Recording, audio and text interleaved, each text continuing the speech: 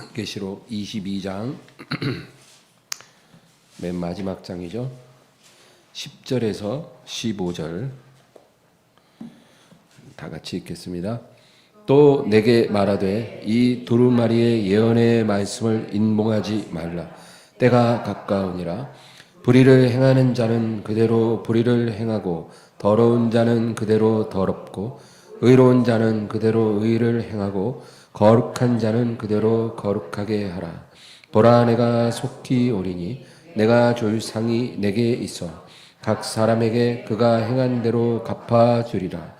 나는 알파와 오메가요 처음과 마지막이요 시작과 마침이라. 자기 두루마기를 빠는 자들은 복이 있으니 이는 그들이 생명나무에 나아가며 문들을 통하여 성에 들어갈 권세를 받으려 함이로다. 개들과 점술가들과 음행하는 자들과 살인자들과 우상 숭배자들과 및 거짓말을 좋아하며 지어내는 자는 다 성 밖에 있으리라. 아멘. 아멘.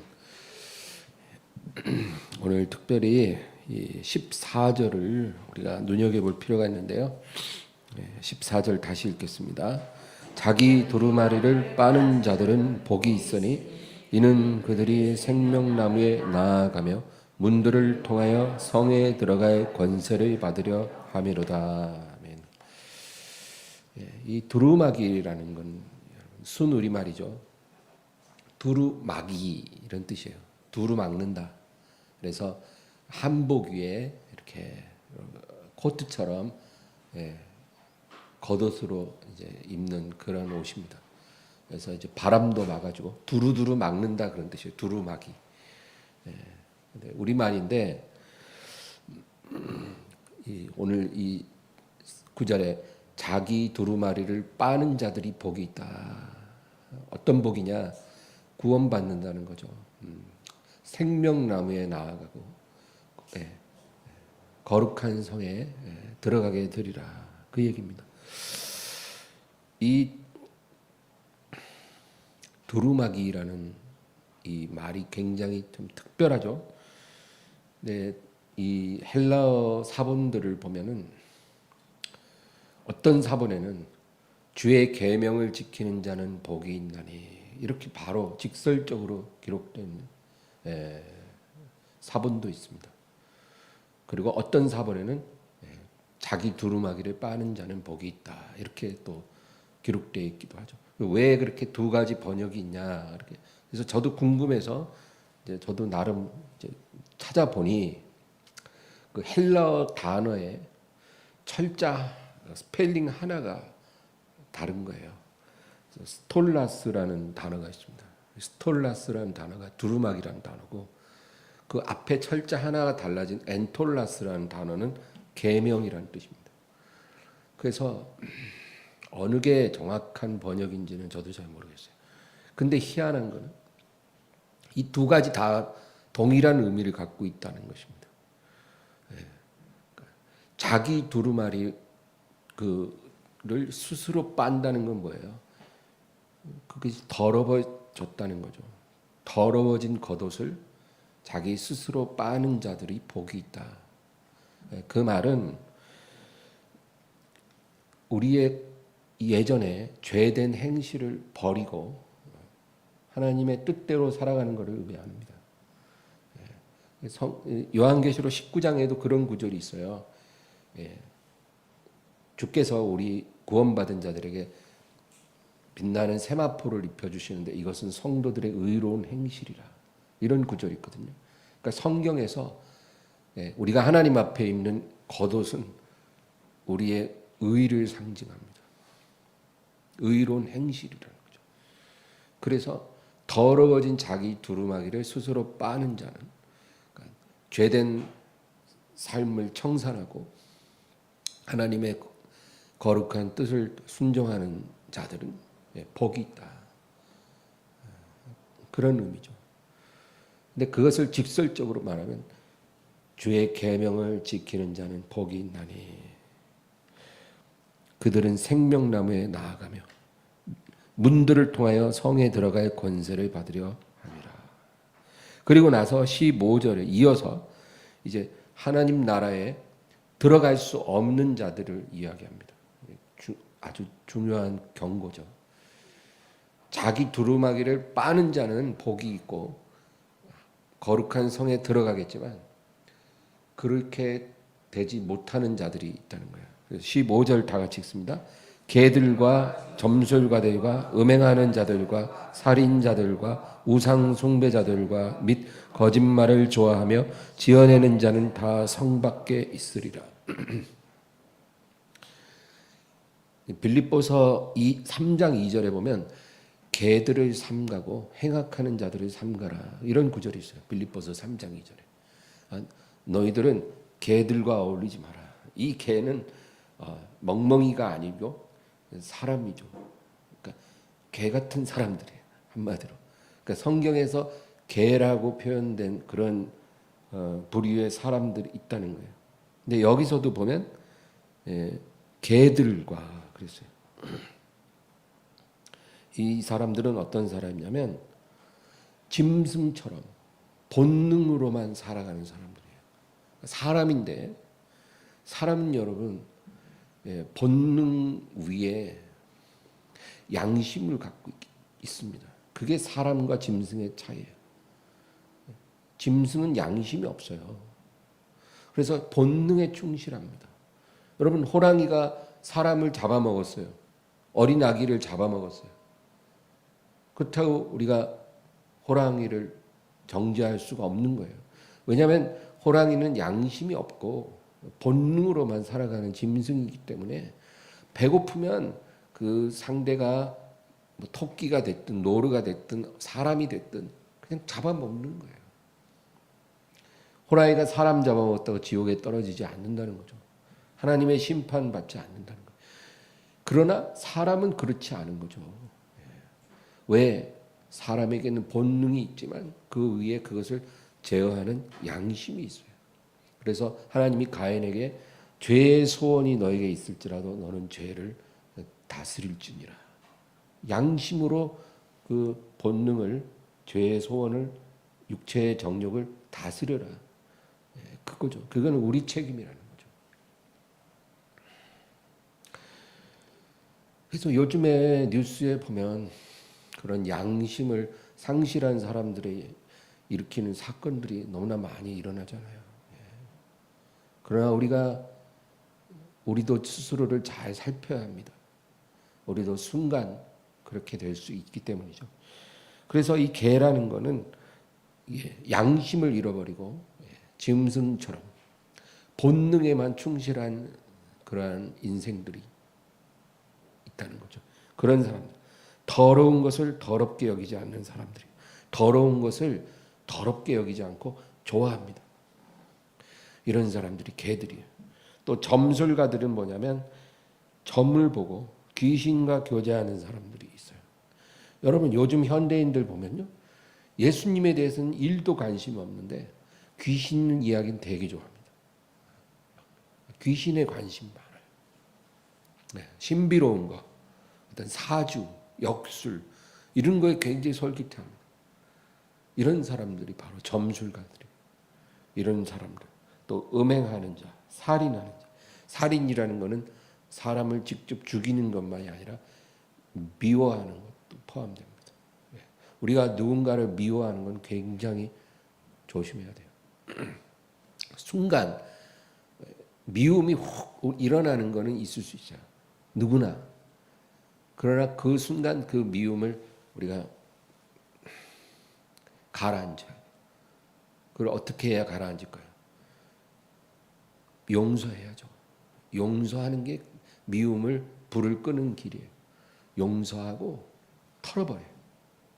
뭐 용서하고 나서 그 사람하고 같이 뭐 여행도 가고 그렇게 살란 말이 아니에요. 어떻게 그럴 수가 있겠어요? 그렇게 할 필요는 없지만 깨끗이 용서하고 털어버려요. 원한을 품지 말고 해코지하려고 하지 말고 복수하려고 하지 말고 그냥 잊어버리라는 거예요. 나에게 이 고통을 준 사람. 이렇게 해서 누군가를 미워하지 말아야 한다는 거죠. 근데 사람을 미워하는 것을 서슴없이 그렇게 행하는 사람들이 말합니다. 우상 숭배하는 자들. 여러분, 돈을 사랑하는 것이 우상 숭배라고 그랬거든요. 하나님보다 돈을 더 좋아하는 것, 그게 우상 숭배예요. 이런 사람들, 거짓말하는 자들, 거짓말을 너무 잘해요. 사기꾼들이 너무 많아요. 이런 사람들 어떻게 된다고요? 생명나무를 얻지 못하고 거룩한 성에 들어갈 수 없으리라. 오늘 우리가 읽은 본문은요, 이 요한계시록의 마지막 장입니다. 22장 마지막 페이지. 거기서 우리 주님께서 천사를 통해 우리에게 주시는 마지막 말씀. 이 두꺼운 성경의 맨 마지막 페이지에 우리 주님이 우리에게 주시는 마지막 말씀이니까 얼마나 중요한 말입니까? 그러니까 오늘 우리가 이것을 살펴보는 거예요. 우리 10절부터 한 절 한 절 다시 읽어볼까요? 10절만 다시 읽겠습니다. 또 내게 말하되 이 두루마리 예언의 말씀을 인봉하지 말라. 때가 가까우니라. 두루마기도 나오고 두루마리도 나오는데 여러분 잘 구분해야 돼요. 두루마기는 겉옷이죠. 두루마리는 그 말씀을 기록해 놓은 그 양피지 말아놓은 거예요. 이렇게 쭉 길었어요. 옛날에는 양피지에다가 먹을 묻혀서 글을 썼어요. 그래서 그걸 둘둘둘둘 말아갖고 이렇게 된 거를 항아리에다 이렇게 꽂아놔요. 그래서 유대인 회당에 가면 오늘은 이사야서를 읽어봅시다. 그러면 이사야 두루마리 이렇게 딱 꺼내갖고 쫙 펼쳐서 있고 딱 두루둘루 말아서 떠놓고 오늘은 시편을 읽읍시다. 시편 두루마리 또 꺼내서 있고 이런 식으로 읽었어요. 하나님 말씀이 기록된 그런 두루마리가 있습니다. 근데 여기서 이 두루마리 예언의 말씀을 인봉하지 마라. 때가 가까우니라. 예수님이 마지막으로 요한에게 말씀하시는 거예요. 두루마리 예언이라는 건 뭐냐면 하나님의 모든 말씀 중에서 특별히 지금 사도 요한에게 환상으로 보여주고 말씀하신 것을 기록해 놓은 그 예언을 말합니다. 그러니까 하나님 모든 말씀들 중에 율법서도 있죠. 시편도 있죠. 잠언도 있죠. 또 뭐 여러 가지 구약의 모든 책들이 있잖아요. 근데 그 중에 지금 요한을 통해 하나님이 기록하신 그 마지막 예언의 말씀입니다. 너는 이 예언의 말씀, 주의 재림과 하나님의 최후의 심판에 관한 이 묵시를 인봉하지 말아라. 그걸 감추지 말고 드러내라. 이 말씀을 인봉해서 감춰두지 말고 드러내라. 선포하라. 그 얘기예요. 여러분, 이 신약 성경 맨 마지막 페이지에 주님이 이렇게 10절에 이 말씀을 하셨다는 것은 우리가 명심해야 돼요. 오늘날 교회에서 계시록 설교를 너무 안 해. 너무 안 해. 이 계시록이라는 이 계시록이 바로 이 두루마리 예언인데 이거는 오늘날 이단의 전유물이 됐어요. 그래서 저 신천지나 뭐 이상한 이단들에 가면 주구장창 계시록만 얘기해요. 거기 가면. 그리고 일반 교회 가면 계시록 얘기 안 해요. 근데 그건 하나님 뜻이 아니에요. 맨날 계시록만 갖고 이단처럼 얘기하지도 말아야 되지만 계시록 쏙 빼놓고 다른 것만 갖고 얘기하지도 말라는 거예요. 특히 주님의 강림이 가까울수록 너는 이 두루마리 예언을 인봉하지 마라. 때가 가까우니라. 그러니까 주님의 강림이 가까울수록 모든 성경을 다 골고루 전하되 이 계시록을 더 조금씩 더 강조해야 한다는 거예요. 그것이 주님의 뜻입니다. 그러니까 계시록이 어렵다고 이렇게 제쳐두지 말고 우리가 계시록을 연구하고 두렵고 떨리는 마음으로 그 계시록을 더 마음에 명심하고 신앙생활을 하라는 거예요. 이게 신약 성경 맨 마지막 페이지 주님의 권면이에요. 여러분 어렵게 생각하지 말고 계시록도 열심히 읽으세요. 또 궁금하면 교회 와서 물어보 보시고 중요하다 그 말입니다. 11절 읽겠습니다. 불의를 행하는 자는 그대로 불의를 행하고 더러운 자는 그대로 더럽고 의로운 자는 그대로 의를 행하고 거룩한 자는 그대로 거룩하게 하라. 불의한 자, 더러운 자는 계속 자기 길을 가게 하고 의로운 자, 거룩한 자도 계속 자기 길을 가라는 거예요. 주님이 가까울수록 불의한 자나 거룩한 자나 자기 길을 계속 가라는 겁니다. 이 말씀은 뭐냐면 이제 주님이 강림이 다가올수록 너희는 남의 일에 간섭하지 말고 자기 길에 집중하라 그런 뜻이에요. 특별히 하나님 자녀들은 거룩한 자니까 그 길을 벗어나지 말라는 거예요. 우리가 주님 만나는 그날까지 우리 길을 벗어나지 말고 그 길을 잘 가라는 거예요. 끝까지. 여러분, 우린 구원을 받았습니다. 그러나 종착지에 도착하지 않았어요. 미완성이라는 말이 아니에요. 우리가 받은 구원은 확실합니다. 오늘 밤에 갑자기 내 심장이 멎어서 내가 쓰러지면 천사들이 나를 주님께로 데려갈 거예요. 확실합니다. 그러나 우리가 주님의 부름을 받는 그날이 언제인지 모르기 때문에 그때까지는 깨어서 우리 길을 계속 잘 가야 돼요. 빗나가거나 실족하면 우리의 구원을 상실할 수 있다는 겁니다. 조심하라는 거예요. 성경은 수백 번 그것을 우리에게 주의해 주고 있어요. 12절 읽겠습니다. 보라 내가 속히 오리니 내가 줄 상이 내게 있어 각 사람에게 그가 행한 대로 갚아주리라. 내가 속히 오리라. 그리고 각 사람에게 그가 행한 대로 갚아주리라. 주님은 우리가 행한 것을 놓치지 않는다는 겁니다.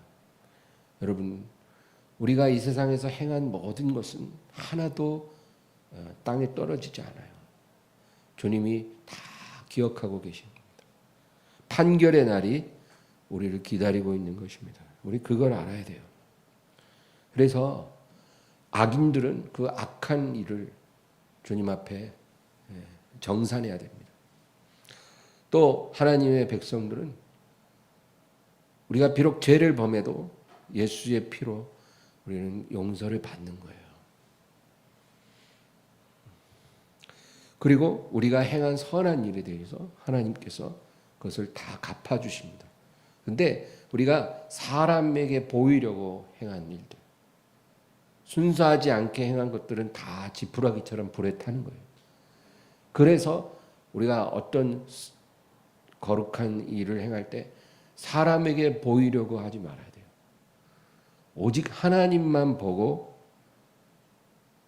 우리가 하나님 앞에서 행한 것들, 그런 것들에 대해서 다 주님이 갚아주신다. 그렇게 분명히 말씀하시는 겁니다. 여러분 천국 가면은 평등할 것 같죠? 평등하지 않아요. 천국 가도 거기도 불평등이 있어요. 근데 그 불평등은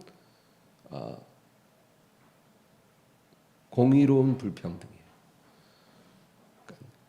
왜 우리가 이 세상에서 불평등으로 인해서 고통을 당하냐면 공의롭지 않는 불평등이기 때문에 괴로운 거죠. 그죠?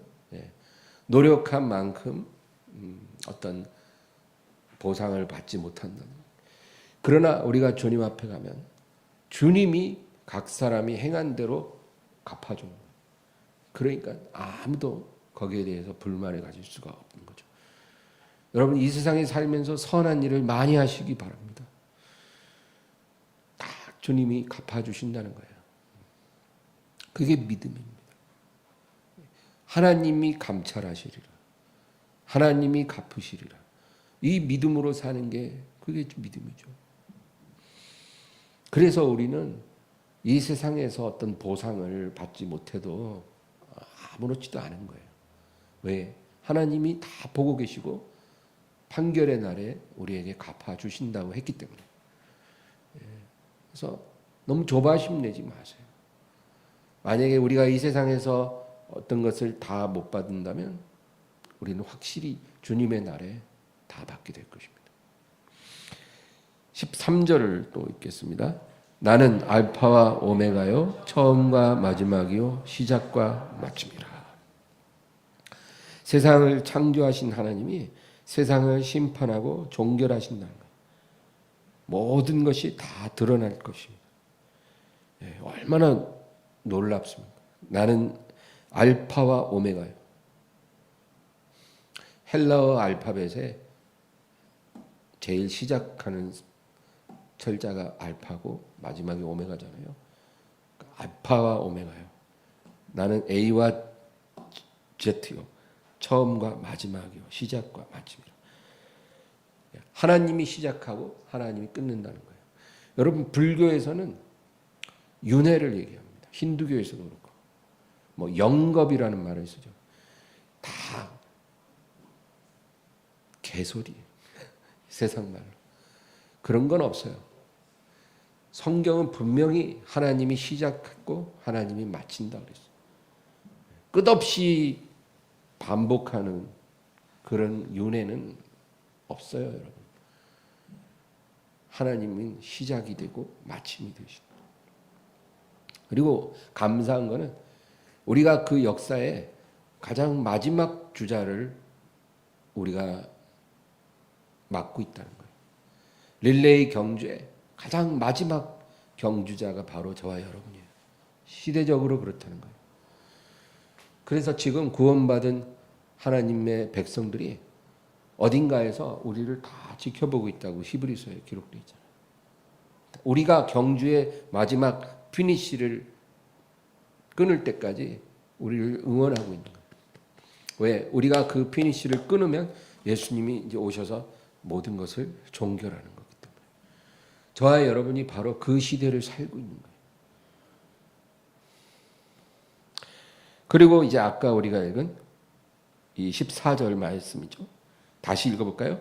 자기 두루마기를 빠는 자들은 복이 있으니 이는 그들이 생명나무에 나아가며 문들을 통하여 성에 들어갈 권세를 받으려 함이로다. 이 마지막 종결이 임하기 전에, 세상의 끝이 임하기 전에 자기 두루마기를 빠는 자가 복이 있다.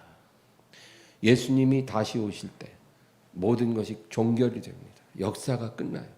그 날이 오기 전에, 이게 중요해요. 그 날이 오기 전에 자기 더러운 두루마기를 빠는 자들이 복이 있으리라. 여러분 지금 두루마기 빨 수 있는 시간이 얼마 안 남았어요. 그래서 우리가 이 말씀을 읽고 이 의미를 깨닫는 자가 복이 있다 그러잖아요. 계시록에서. 이 말씀을 읽고 그것을 깨닫고 지키는 자가 복이 있다. 여러분 자기 두루마기를 깨끗하게 빨기를 바랍니다.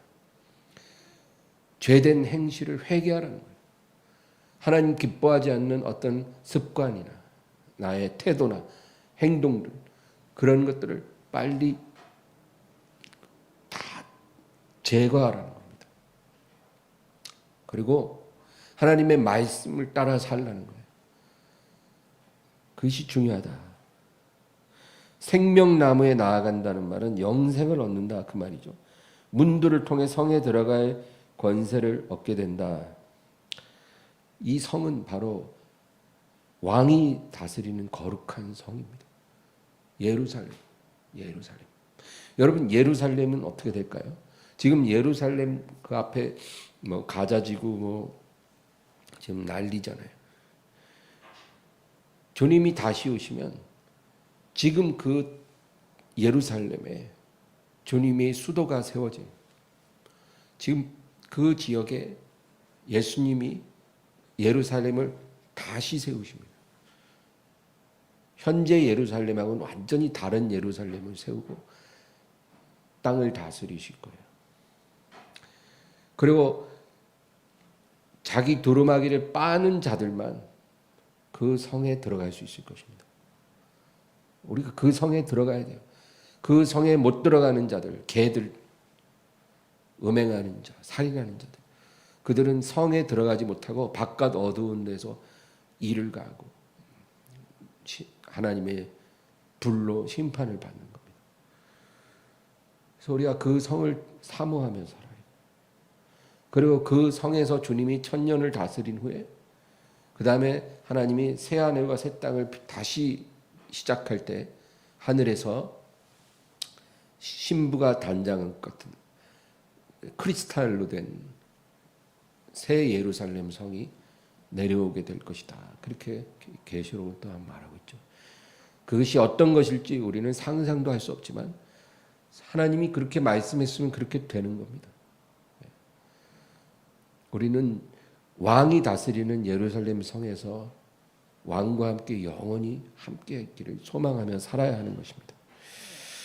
그 다음 15절이 아까 얘기한 그 경고죠. 개들과, 다시 읽겠습니다. 개들과 점술가들과 음행하는 자들과 살인자들과 우생숭배자들과 및 거짓말을 좋아하며 지어내는 자는 다 성 밖에 있으리라.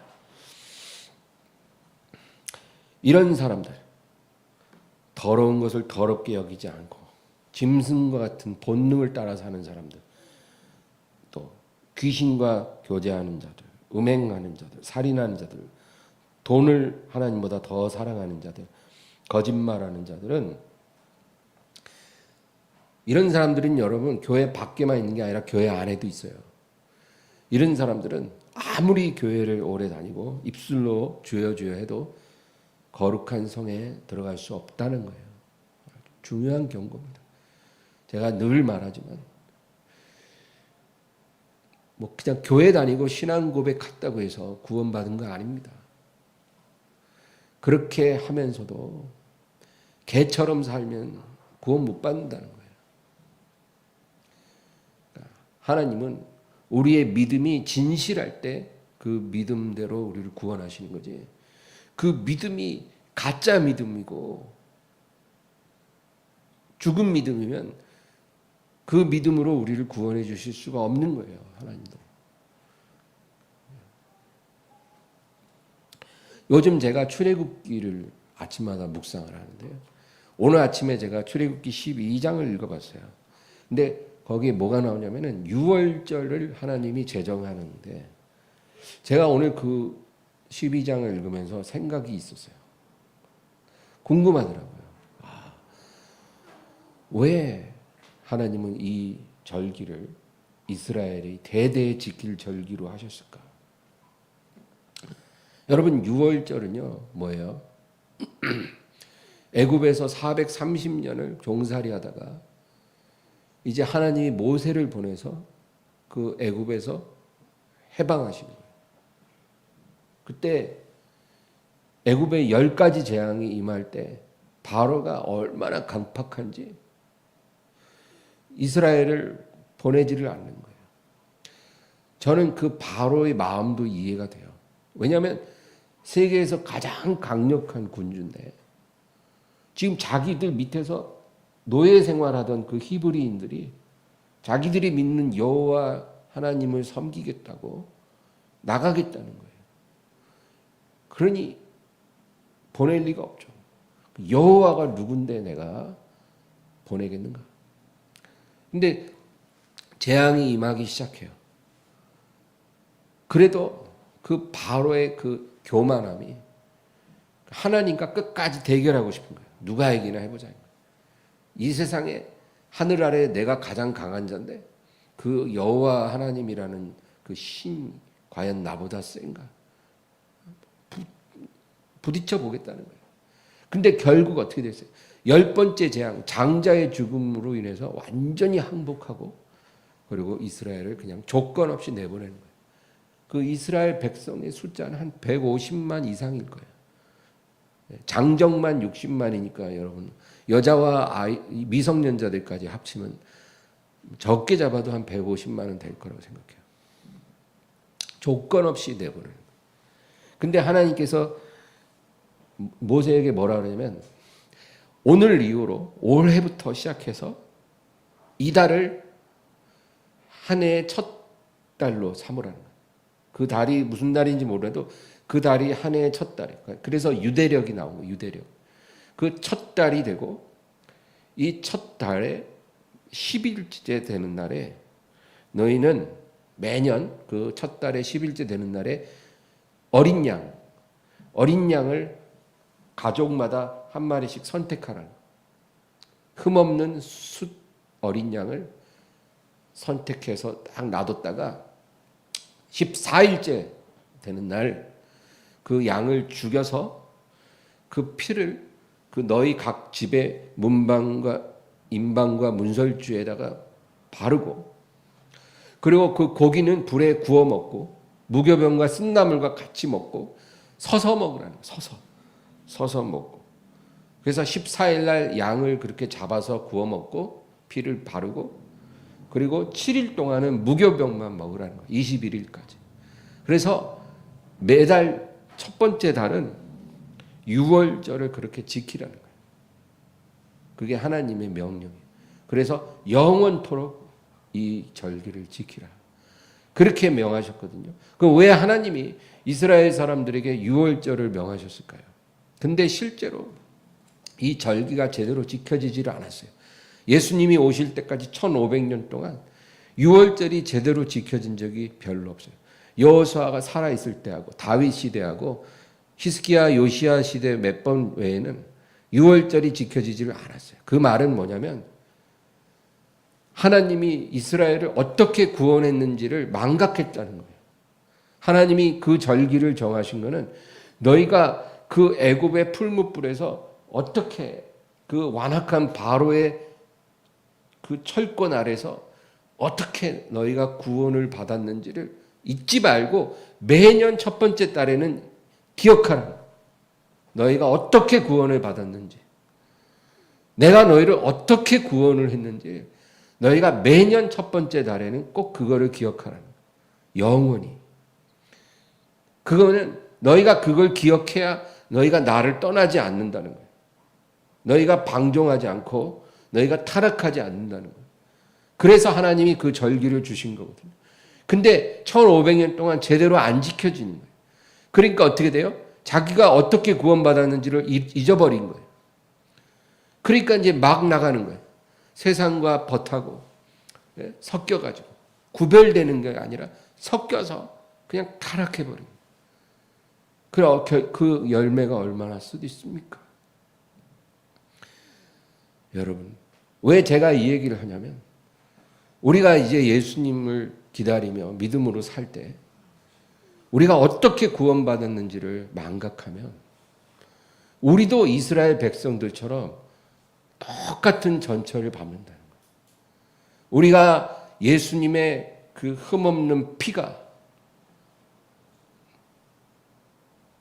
우리를 죽은 양심과 죽은 행실에서 깨끗하게 하여 살아계신 하나님을 섬기게 할 수 있다는 그 사실을 우리가 기억하지 않으면 우리가 어떻게 구원받았는지를 우리가 잊어버리면 우리는 점점 세상과 섞여서 타락해진다는 거예요. 그러면 어떻게 돼요? 그날이 덫과 같이 임하는 거예요. 네. 살았다는 이름은 가졌으나 죽은 신자가 되고 예수님이 도적같이 오실 때 우리는 예수님을 만나지 못한다는 거예요.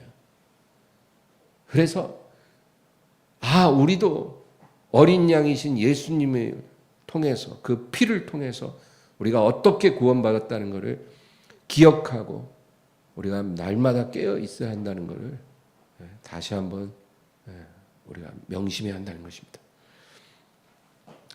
우리 마지막으로 베드로전서 4장 7절 한 절 읽고 마치겠습니다.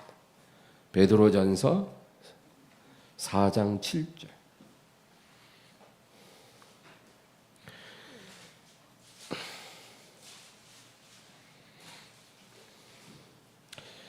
다 같이 읽겠습니다.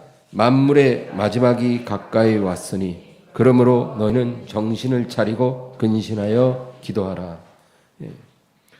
만물의 마지막이 가까이 왔다는 것은 주의 강림이 임박했다 그 말이죠. 그러므로 너희가 동요하거나 두려워하지는 말되 두 가지를 꼭 기억하라. 첫째는 정신 차리고, 정신 차리라. 정신, 이게 첫 번째. 그리고 두 번째는 근신하여 기도하라는 거예요. 우리에게 지금 필요한 마음이 이 두 가지. 첫째로 정신 차리라. 여러분, 아까 얘기한 것처럼 우리가 어떻게 구원받았는지를 잊어버리고 삽니다. 오늘날의 교회에서 일어나는 불미한 일들, 성도들의 삶에서 일어나는 그런 아름답지 않은 모든 쓴 열매들이 다 그 원인이 우리가 어떻게 구원받았는지를 잊어버리고 살아가기 때문에 생겨나는 일들이에요. 그렇잖아요. 그래서 부끄러운 일들이 많이 일어나는 거예요. 그리고 그 죄로 인해서 저주가 우리 삶에 들어오는 거예요. 그래서 정신 차리라 이 말은 우리의 구원이 어떻게 주어졌는지를 다시 기억하고 정신 바짝 차리라 그 말이에요. 이 세상에 속한 것에 마음을 빼앗기지 말라는 거예요. 정신 차리라. 제가 운전하다 보면 저는 이렇게 두 가지, 세 가지를 동시에 잘 못해요. 그래서 한 가지에만 막 이렇게 온전히 정신이 팔리는 스타일이에요, 제가. 그래서 이렇게 운전을 해도 혼자 운전할 때는 길을 내비게이션 따라서 길 가는 게 잘 가는데 만약에 옆에 누가 앉아갖고 저랑 얘기를 하잖아요. 그러면 그 얘기에 정신을 팔아서 내비게이션이 아무리 뭐라고 말을 해도 귀에 안 들어와요. 그래서 꼭 우측으로 빠지라는 그 말이 1km 전에도 말하고 500m 남았을 때도 말하고 300m 남았을 때도 계속 말을 해줘도 전혀 귀에 안 들어오고 얘기만 하다가 그냥 휙 가요. 그래갖고 한참 돌아 또 가고 그런데 정신을 차려야 되거든요. 지금 내비게이션이 빠지라 그러면 빠져야 되는데 딴 데 이렇게 마음이 이렇게 확 가 있으니까 그 말을 안 들리는 거예요. 그러니까 그러지 말라는 거예요. 영적으로. 정신 차려. 주님이 다 가까이 오시고 계시니까 지금은 네가 정신 바짝 차리고 세상에 귀 기울이지 말고 하나님께 귀를 기울여야 될 때야. 그 얘기죠. 두 번째로 근신하여 기도하라는 거예요. 이 말은 뭐냐? 그냥 기도가 아니라는 거예요. 근신하여 기도하라. 그 말은 너희가 그냥 일상의 여러 가지 문제들을 놓고 기도하는 그런 기도가 아니라 자기 영혼을 위해 주의 깊게 기도하라. 그 말이에요. 자기 영혼을 위해 이제 기도해야 될 때야. 너희 사업이 잘 되기를 기도하고 직장에서 어떤 문제를 위해서 기도하고 자녀들의 진로를 위해 기도하고 건강 위해 기도하고 늘 그런 기도를 하지만 이제는 너희가 그런 기도보다도 너희 영혼을 위해서 기도하라. 너의 영혼의 상태를 위해서 기도하라. 그 말이에요. 기도의 내용이 달라져야 한다는 거예요. 기도는 늘 해야 되지만 기도의 내용이 그 중심이 달라져요. 영혼을 위해서. 너 자신의 영혼을 돌아보면서 주의 깊게 기도하고 그리고 너의 가족들의 영혼을 위해서 기도해야 될 때야. 지금은. 왜냐하면 만물의 마지막이 가까워지거든. 그렇게 주님이 말씀하신다는 거예요. 오늘 이 말씀들 기억하면서 여러분 오늘 말씀을 기억하면서 우리 다 같이 기도하기를 원합니다. 하나님 아버지,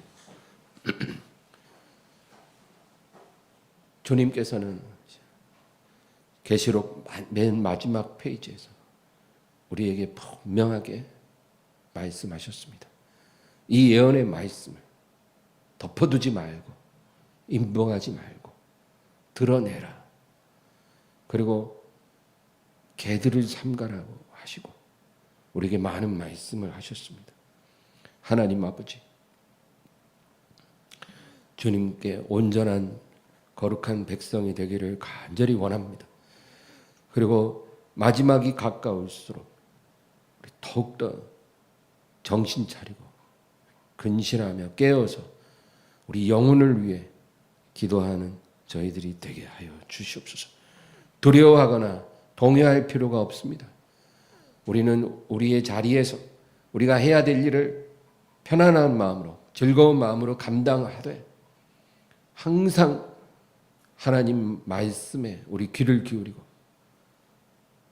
위로부터 임하실 주님을 바라보는 그 믿음으로 살게 도와주시옵소서. 감사드리고 예수님의 이름으로 기도합니다. 아멘.